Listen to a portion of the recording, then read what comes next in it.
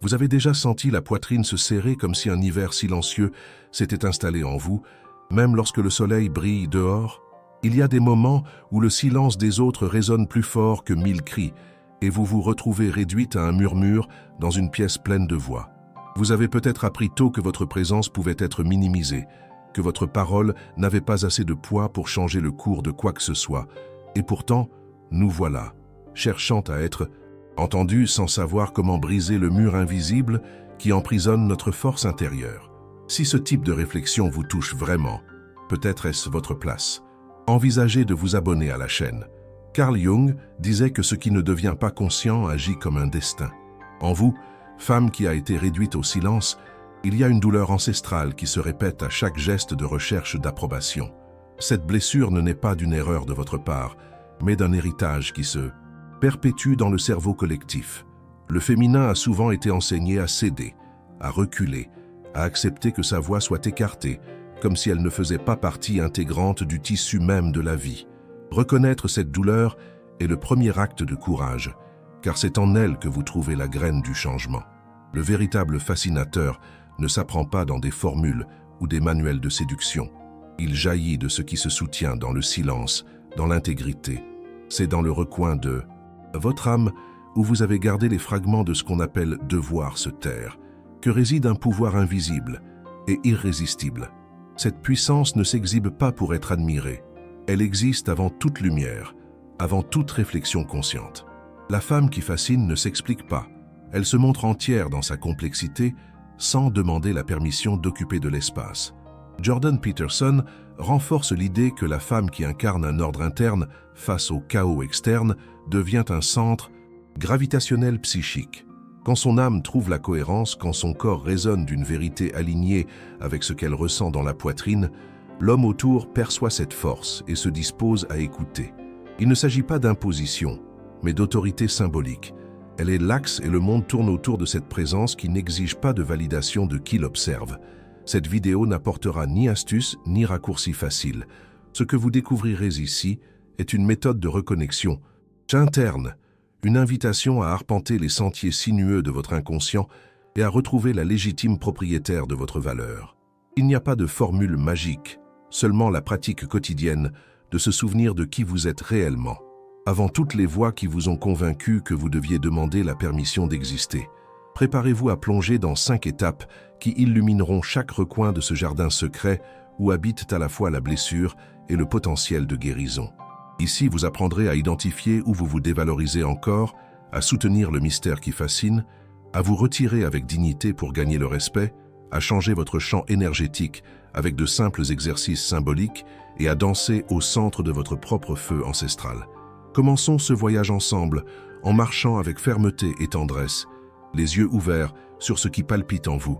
Il y a des moments où vous vous souvenez d'un instant précis où vous avez parlé sans être entendu. La cause. Parole est morte dans l'air comme un oiseau qui ne décolle pas. Vous avez senti votre corps trembler avec la certitude que ce que vous apportiez était invisible, comme si votre voix n'avait pas assez de densité pour ébranler le monde autour. Cette expérience n'est pas un hasard isolé, mais l'écho d'une enfance où votre présence a été sous-estimée. Au cœur de cette blessure se trouve une fillette qui a grandi en apprenant que son opinion dépendait d'un aval externe. Peut-être que votre mère elle-même réduisait vos émotions au silence d'un regard las, ou qu'un professeur interrompait votre discours d'un geste impatient. Ce schéma s'est cristallisé dans l'inconscient comme une vérité irréfutable. Pour être aimé, tu dois montrer que tu mérites une place. Et depuis, vous avez offert votre plus beau sourire, votre meilleure épaule, votre meilleure écoute, tout cela dans une tentative de prouver votre valeur. Vous vous êtes mesuré à la quantité que vous donniez, à quel point vous éloignez de votre propre centre pour tenir dans l'espace d'autrui. Parfois, l'amour que vous cherchiez s'est transformé en servitude silencieuse. Vous êtes devenu un refuge, même pour ceux qui ne restaient jamais. Le don, qui aurait dû être un geste spontané, s'est mué en monnaie d'échange. Et ironiquement, plus vous donniez, moins vous ressentiez de respect, comme si l'offre constante pouvait éroder votre valeur intrinsèque. Vous avez attendu, et personne n'est revenu. Vous avez aimé de toutes vos forces, et vous avez été laissé sur le point. Si cela a résonné en vous d'une manière ou d'une autre, laissez un like. Il montre que ces conversations sont nécessaires.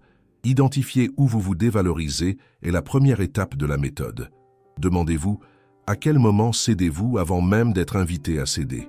Quand refusez-vous votre temps et votre énergie pour accueillir quelqu'un qui n'a même pas demandé à entrer? Regardez ces situations comme des indices laissés par votre propre corps.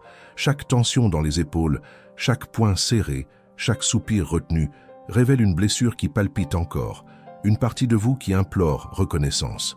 Cet éveil n'exige pas que vous vous considériez responsable de l'inattention d'autrui, mais qu'au contraire vous perceviez où vous avez répété dans votre propre comportement le récit selon lequel votre valeur doit être conquise.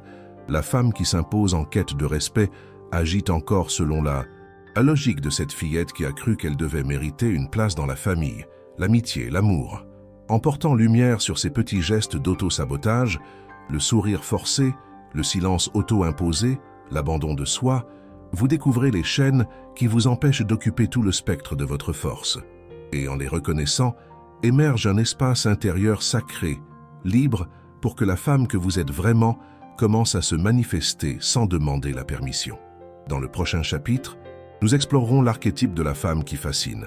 Non pas celle qui en montre trop, mais celle qui soutient ce qui n'est pas dit. À partir de ce point, vous serez déjà en mesure de trouver le premier pilier de votre nouvelle présence, un pilier forgé dans l'honnêteté envers votre propre âme. Quelque part en vous existe une mélodie ancienne, un rythme qui palpite bien avant que les mots n'apparaissent. C'est dans cette fréquence subtile que se manifeste l'archétype de l'anima puissante. Jung décrivait cette figure comme porteuse de mystère, une présence qui ne s'explique pas mais se vit. Quand vous abandonnez le désir de dévoiler chaque pensée, permettant que certaines parties de votre âme restent voilées, vous créez un espace intérieur inaccessible, un pont entre le conscient et ce qui palpite dans l'inconscient collectif. C'est là que le véritable fascineur fleurit, non pas parce qu'il est objectalisé, mais parce qu'il est intègre dans sa complexité. Peut-être avez-vous appris que pour être admiré, vous deviez tout montrer de vous. Chaque conquête, chaque émotion, chaque petite victoire racontée comme un trophée. Cependant, la femme qui fascine sait que sa puissance ne réside pas dans l'étalage, mais dans la quiétude de ses domaines internes. Il y a un magnétisme irrésistible chez celle qui porte un secret ancestral dans le regard, chez celle qui maintient une révérence pour le silence au fond de la poitrine. C'est comme si, en ne tout révélant pas, vous laissiez une traînée de curiosité et de respect, invitant l'autre à s'approcher avec révérence et non avec imposition. Dans une conversation, percevez la différence entre celle qui tente de remplir chaque silence et celle qui l'accueille. La voix qui insiste dans le vide fatigue. Celle qui marque une pause invite. Chaque respiration peut être un geste de pouvoir. Chaque hésitation, un rappel que vous n'avez pas à être transparente pour être essentielle. Quand vous ne partagez pas chaque pensée, vous validez la valeur de votre présence sans besoin d'applaudissements. La femme qui fascine ne se livre pas à être décodée dans son entièreté immédiatement. Elle s'offre comme une énigme vivante, créant un champ psychique où l'autre est attiré à découvrir, à chaque geste, de nouvelles facettes de qui vous êtes. L'homme sain, celui capable d'écouter votre subconscient, ne se contente pas d'explications évidentes. Il recherche la force symbolique que vous émettez. Dès l'instant où vous décidez de ne pas vous justifier, mais de vous assurer que vos actions naissent d'une cohérence intime, vous devenez un centre symbolique. Cette figure archétypale ne vacille pas entre les extrêmes. Elle est pont et pilier, mystère et profondeur. Et quand l'autre perçoit cette combinaison, quelque chose dans son psychisme se reconnecte. Il sent qu'il doit écouter, car il y a quelque chose de plus grand que le simple besoin d'être compris. Ressentez dans votre corps ce contraste entre l'agitation externe et la sérénité interne. Laissez que votre regard porte la mémoire des fois où vous avez été interrompu ou méprisé. En même temps, permettez-vous que chaque fois que vous demeurez silencieuse, sans céder à l'urgence de vous expliquer, soit un acte d'auto-affirmation. Le silence que vous soutenez n'est pas vide, mais plein de sens. C'est un espace sacré où votre essence palpite sans peur d'être perdue, car elle réside déjà en elle-même, complète et indestructible. Quand vous parlez, depuis cet endroit, vos mots résonnent comme des échos de quelque chose de plus grand. Non pas parce que vous répétez des phrases toutes faites, mais parce que votre voix est accordée à votre noyau interne. Chaque terme porte du poids, non par l'étendue, mais par la densité émotionnelle qui le précède. C'est à ce point que le fascineur opère, non pas dans la quantité d'informations que vous livrez, mais dans la qualité de présence que vous offrez. En gardant une partie de vous en réserve, vous faites en sorte que chaque geste, chaque regard et chaque mot soit perçu comme un don et non comme un dû. Observez comment cela transforme la dynamique de vos relations. Quand l'autre sent qu'il ne pourra pas épuiser votre énigme, il devient un explorateur doux, disposé à s'approcher avec respect. Sans cette nécessité de remplir les espaces, vous étendez votre champ symbolique. La femme qui fascine ne porte pas le poids de l'excès, mais la légèreté profonde de celle qui sait qu'une part d'elle restera toujours au-delà de la compréhension complète. C'est une invitation à la rencontre du mystère, et dans ce mystère réside la force qui impose présence sans bruit. Dans le prochain chapitre, nous verrons comment ce mystère s'allie au retrait digne pour engendrer un respect réel, quand la femme, plutôt que de s'imposer, choisit de se mettre de côté avec sérénité. Ce sera le point où la valeur interne devient inaliénable et, paradoxalement, indestructible. Il existe une croyance, silencieuse, souvent enracinée dans un drame ancien, selon laquelle, pour être respecté, il faut élever la voix, soutenir son point jusqu'à ce que l'autre cède. C'est comme croire que le poids de son indignation, brandi avec fermeté, sera la clé qui ouvrira les portes de la reconnaissance. Mais la plupart du temps, cette stratégie crie tout autant que le silence que vous méprisez tant. Lorsque vous vous imposez sans raisonner avec votre propre âme, la force externe devient une surcharge et l'autre se ferme, percevant moins la valeur de votre mot et plus la gêne de votre insistance. Vous sentez dans votre corps l'étreinte de l'anxiété chaque fois que vous vous retrouvez face à une situation où votre valeur est ignorée. Le cœur s'emballe, l'esprit s'agite, et vous pensez que, si vous parlez encore plus fort, le monde finira par entendre. Mais, au lieu de cela, survient une rupture. Les visages se ferment, les regards se détournent, et vous vous rendez compte qu'en essayant de convaincre, vous avez perdu l'espace intime où fleurit la dignité. L'urgence de prouver quelque chose à l'autre masque, l'urgence de guérir une blessure interne qui hurle d'être vue. Le masculin intérieur, cet aspect psychique qui cherche à s'orienter par le respect du féminin, réagit de façon inattendue quand il perçoit que vous, dans un geste de soin personnel, choisissez de vous éloigner. Il y a une beauté dans ce retrait. Il n'a pas l'énergie de l'abandon, mais la couronne de l'autorité qui déclare « Je connais ma valeur et je ne resterai pas là où je ne suis pas traité comme tel ». Dans ce geste simple, vous maintenez votre vérité de manière inaliénable.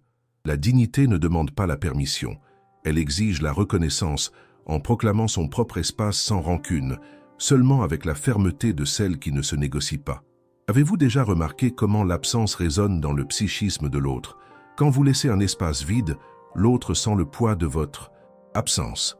L'absence de votre voix quand elle s'est tue, l'absence de votre présence quand vous êtes parti. Et ce vide peut être plus éloquent que toute imposition. Il ne s'agit pas de manipulation, mais d'une invitation silencieuse à reconnaître la valeur de celle qui est absente. C'est ainsi que naît le respect, non dans l'accusation, mais dans la perception de la perte momentanée, qui révèle ce qui auparavant était tenu pour acquis. Le fascineur, alors, accompagne ce mouvement de retrait. Il surgit quand vous démontrez la sécurité de quitter un endroit où vous n'êtes pas valorisé, comme la déesse qui retourne à son temple intérieur, impeccable et entière. Il n'y a pas de ressentiment dans vos pas, seulement la légèreté de celle qui marche avec l'âme alignée. Dans ce flux, l'autre reconnaît non seulement votre absence, mais aussi l'intégrité que vous avez préservée. Et cette intégrité, enfin perçue, se traduit en une révérence authentique, non par imposition, mais par compréhension profonde de votre valeur. Se permettre ce recul avec dignité est le point où se trouve le pouvoir de ne pas céder aux anciens schémas d'humiliation. C'est un acte d'amour-propre qui résonne comme un manifeste silencieux. La femme qui se retire sans réclamer justice crée le rite intérieur qui exige l'honneur de l'observateur. Dès cet instant, le respect cesse d'être quelque chose à conquérir et devient une conséquence inévitable de votre propre éclat. Dans le prochain chapitre, nous marcherons vers les pratiques symboliques qui élargissent ce champ énergétique, enseignant comment cultiver au quotidien le regard interne qui soutient votre présence archétypale. Fermez les yeux un instant et tournez-vous vers l'intérieur, comme si vous plongiez dans des eaux profondes. Sentez la chaleur douce qui entoure votre ventre, le rythme battant dans votre pouls, le léger picotement derrière la poitrine. C'est là, dans cet espace silencieux, que réside votre regard interne, un phare qui n'éclaire pas ce qui est devant vous, mais ce qui palpite en votre centre. Quand vous projetez la lumière sur ce point intérieur, tout autour prend une autre couleur. Votre champ énergétique s'aligne avec qui vous êtes vraiment et non avec qui vous avez été conditionné à être. Imaginez-vous assise sur un trône fait de racines et d'étoiles, une scène ancienne qui résonne dans la psyché. Observez-vous de haut, remarquant la couronne invisible qui repose sur votre crâne. Qui dans votre vie sent encore le droit de poser le pied sur ce trône? Identifiez ce nom, fixez le visage qui vous vient à l'esprit. Sentez la musique intérieure qui joue lorsque vous établissez des frontières entre votre espace sacré et le monde extérieur. C'est dans cette coupure symbolique que votre chant commence à se transformer. Portez maintenant vos mains sur votre cœur et pressez doucement. Sentez le contact chaleureux, comme si vous allumiez une flamme douce dans votre cage thoracique. Restez là, à écouter le murmure de votre corps. La question qui guide ce mouvement est simple sur le papier, mais profonde dans l'expérience. Dans quelle situation est-ce que je me diminue pour être accepté? Laissez les réponses venir sous forme d'images, de sensations, ou même de mots qui surgissent sans effort. Chaque fragment qui apparaît révèle un point de vulnérabilité et aussi un potentiel de libération. Redressez-vous en étendant votre colonne comme si elle était la tige d'une fleur, s'épanouissant. Sentez la base de votre tronc connecté à la terre, absorbant la fermeté ancestrale qui soutient toutes les femmes qui vous ont précédé. Élevez le regard, non pas pour voir l'autre, mais pour reconnaître l'horizon intérieur qui grandit en vous. Quand votre posture interne s'aligne avec cette sensation d'enracinement et d'expansion, votre champ énergétique s'élargit aussi. Vous cessez d'être seulement un point d'énergie en quête d'approbation et devenez une présence intègre qui rayonne une autorité symbolique. Restez dans cette position quelques instants jusqu'à ce que l'harmonie entre corps et esprit crée une pulsation rythmée en vous. Sentez dans votre corps le contraste entre le moment où vous vous étiez soumise et le moment présent où vous acceptez votre propre pouvoir. Laissez cette nouvelle vibration parcourir chaque cellule, chaque fibre de votre être, emportant avec elle la mémoire de chaque fois où vous avez fait taire votre âme. En ravivant cette mémoire, vous lui donnez un nouveau sens, transformant la douleur en symbole, la blessure en un signe de force. Porter ce regard interne au quotidien est un acte de révérence à votre propre existence. Chaque fois que vous sentez l'élan de vous courber devant une voix plus forte ou de céder votre espace pour plaire, fermez les yeux mentalement et recherchez le trône intérieur. Réfléchissez. Qui s'assied encore au-dessus de moi? En posant la question, créez un rythme corporel. Respirez profondément. Redressez les épaules. Alignez le menton avec la poitrine, puis poursuivez. Cette pratique quotidienne agit comme un filtre symbolique, purifiant votre énergie de tout ce qui ne résonne pas avec votre essence. Et c'est précisément dans ce mouvement de vous ancrer dans votre vérité que le respect et le fascineur commencent à émerger. Vous n'avez pas besoin de gestes grandioses pour transformer votre champ. Il suffit de persister dans cette alliance silencieuse avec votre propre centre. Chaque fois que vous revenez au regard interne, chaque fois que vous rétablissez la pulsation de votre royaume intime, la présence archétypale se renforce, et avec elle, la révérence qui surgit chez ceux qui témoignent de votre cohérence. Il existe une image traversant des millénaires et parvenant jusqu'à vous comme un murmure du sacré, la femme qui, lors de cérémonies anciennes, s'est dressée sur des braises vivantes, dansant au cœur de son propre feu. Il ne s'agit pas d'un spectacle, mais d'un rite intérieur, où la flamme externe symbolise la force interne qui consume les doutes et exhale le pouvoir. Elle ne cherche pas à prouver quoi que ce soit aux foules, mais honore le feu qui coule dans son sang, se révélant comme un canal entre le ciel et la terre, entre le visible et l'invisible. Cette femme ancienne savait l'essentiel. Qui maîtrise son feu n'a pas besoin d'applaudissements, car son existence est déjà un acte de révérence envers le mystère de la vie. En imaginant cette danse ancestrale, Sentez la chaleur remonter lentement de la plante des pieds jusqu'au cœur. Chaque pas est une prière silencieuse, chaque tour un baptême de courage. Vous portez en vous ce même ardeur, cette même capacité à transformer la peur en étincelle de lumière.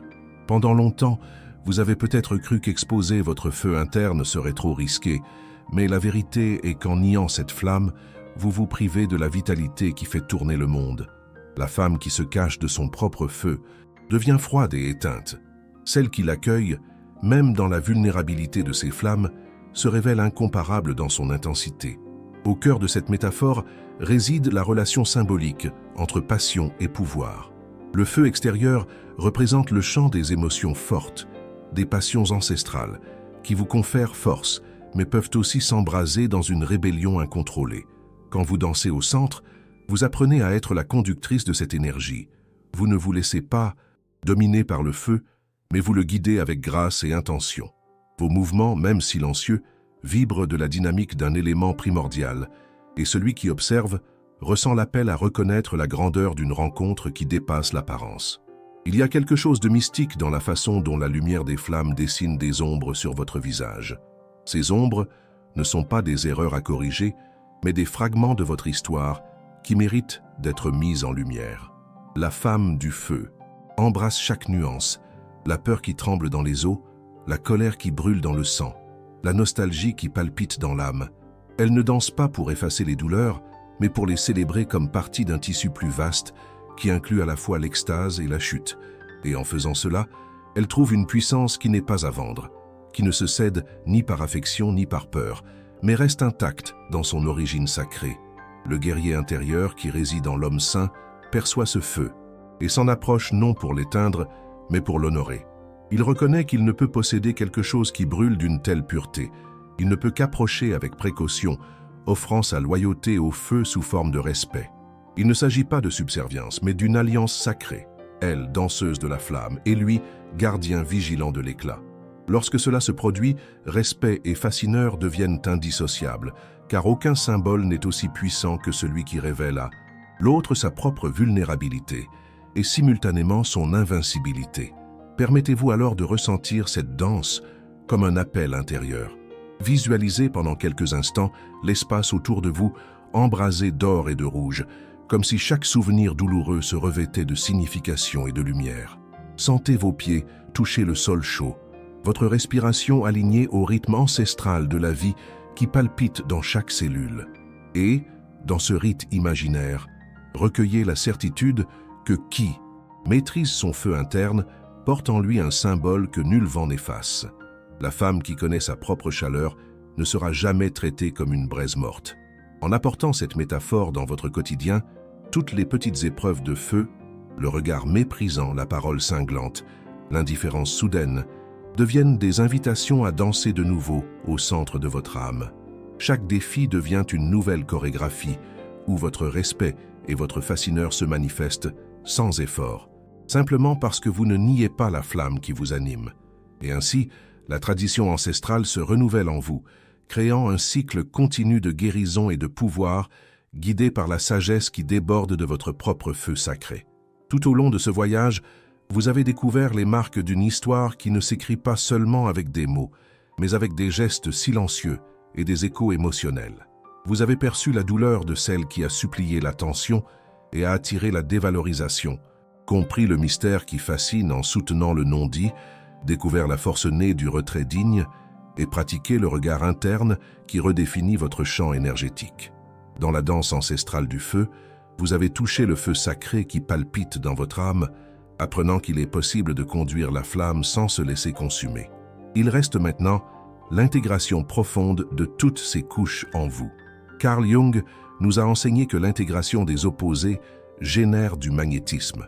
En unissant fermeté et sensibilité, vous activez l'inconscient masculin le plus profond, non pas comme un objet de manipulation, mais comme un miroir d'une vérité qui résonne au-delà de l'ego.